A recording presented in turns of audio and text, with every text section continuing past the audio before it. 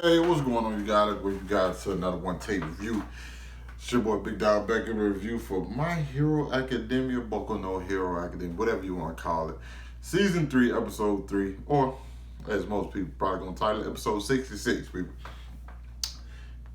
Deku is failing miserably at trying to make Night Eye laugh. Like it's so, and it's to the point to where he's like, I thought it was gonna be just like, oh no, he was joking with him that he looked serious. He was gonna bust out laughing. Because I don't think we've seen him laugh yet.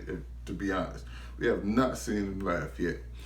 But I thought he was just joking. He was just gonna end up busting out laughing. That didn't happen. He starts telling Deku the details as to where the crow's feet in All Might's eyes were. But Deku being Deku, one of the greatest characters ever created, he said, no, I wasn't going for that All Might. I was going for the All Might that saved the kid who was able to change water properties into vinegar. That All Might. I said, yo, how can you possibly? That's like the great one of the greatest things in anime history. How do you possibly think of something like that? How do you know that many details? Like both of them are just super fanboys, and both of them just geeking out over All Might. Of course, I think I'm gonna have suspicions about Night Eye. I have suspicions about Togeda. But it's just the more you watch, it's just like, damn, these are just good people. Like, especially Togeda. Like Mirio is probably like, and that's one of the things we come conflicted with and we come confronted with this episode is the fact that like Togeda probably was one of these best candidates to inherit, one for all for one, all for one. Was it? Oh my god, all for one. Yeah. So it's kind of like, and like he embodies it so well. The guy always has a smile on his face, like he's encouraging, like he's worried, he worries about people. It's like the guy has all the traits and qualities, and he's already good. He already had a good quirk. He's top of his class. He's you know what I'm saying. He's one of the big three at UA. This guy has it everything. He has the look. I see why Nada is like, yeah, this is the guy I should have chose, not you. And like he is completely dogging my boy Deku. We get to find out what his quirk is. If he touches you and makes eye contact, he's able to predict your movements for the next hour. And I'm thinking to myself, listen, man, y'all know I got all the faith in the world of Deku. I'm like, there's some way my boy gonna get through this.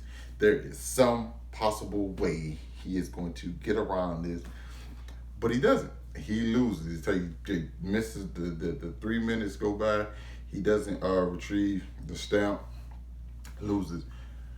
But then, this is the special thing about Deku. What he always does. It's always something. He managed to create a maneuver, a plan to take the stamp, but also avoided all the pictures on the wall. I said, you gotta, come on, man. I mean, really though, come on. Who else would have did that?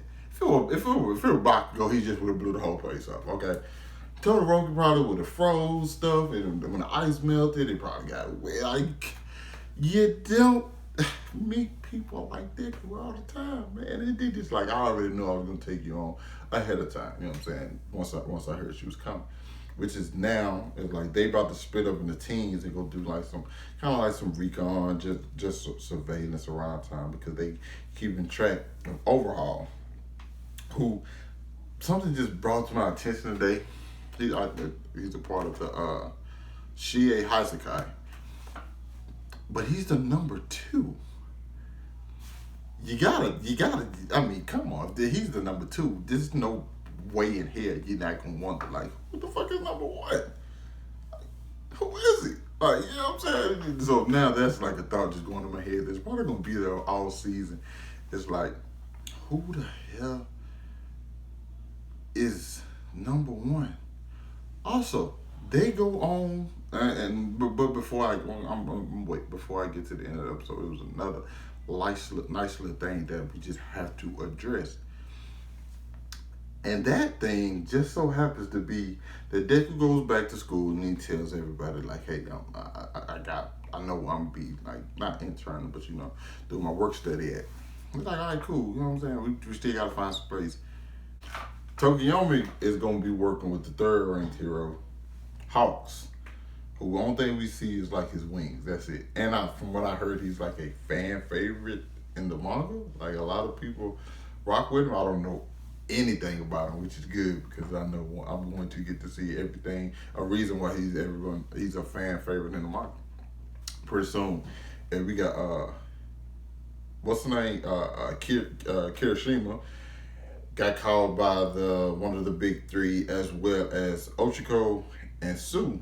So apparently that's probably gonna lead to them get some work study. So it's like stuff's coming around for people. But the funniest shit that happened, the funniest thing that happened while that was going down, Todoroki just kept telling Bakugo, "We getting left behind, man." And like he said everything with like this depressing voice. That's just his voice. Like Bakugo, like at first Bakugo was like, "All right, cool, yeah, we gotta catch up." And then he said it two more times. And like Bakugo, like, "Will you shut up? I know we gotta catch up." Like hilarious. Like they know how to work weave the comedy in, especially with characters you wouldn't necessarily see it, because when Deku was actually telling them about he was gonna be working with NightEye, you saw those two over there in the corner like, "It's my boy, but I don't like it. I don't like it. I don't like the feeling that it's making me get." So I enjoyed that. But either way, it go later on in the episode after the end with the outro. It was like a little teaser for next episode, where Deku runs into the girl who's been in all the promotional material, who's in the intro, who's in the outro, and we realize her name is Eri. I think her name is Eri, because I thought it was Mary at first, but it's Eri. I'm pretty sure it is.